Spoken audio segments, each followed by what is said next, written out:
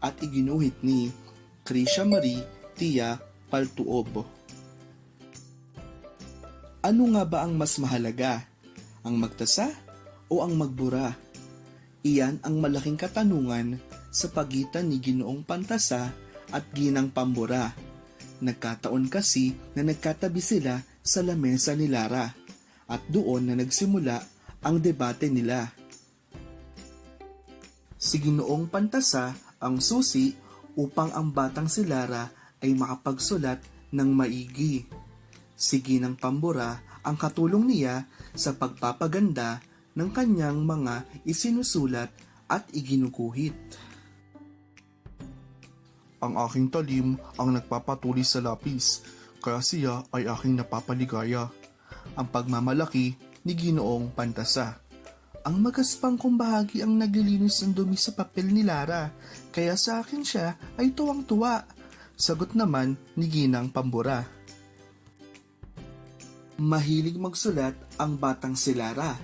Hawak niya lagi sina papel at lapis, kaya naman pati sina Ginoong Pantasa at Ginang Pambura ay dala-dala niya kahit saan magpunta.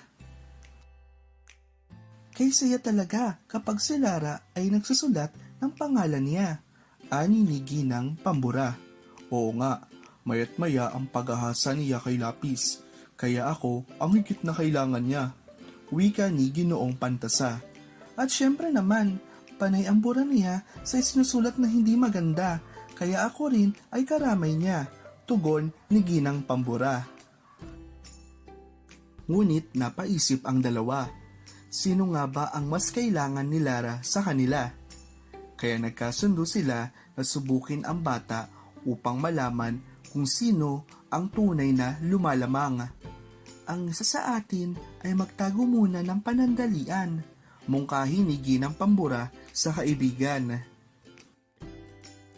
Ang una nilang sinubukan ay si Ginoong Pantasa na nagkubli sa sulok habang si Lara ay nagsisimulang magsulat na. Naku, hindi tuloy makapagsulat ng maayos si Lara. Mapurol na kasi ang lapis. Bulong ni Ginoong Pantasa sa sarili. Ako ang mas kailangan niya.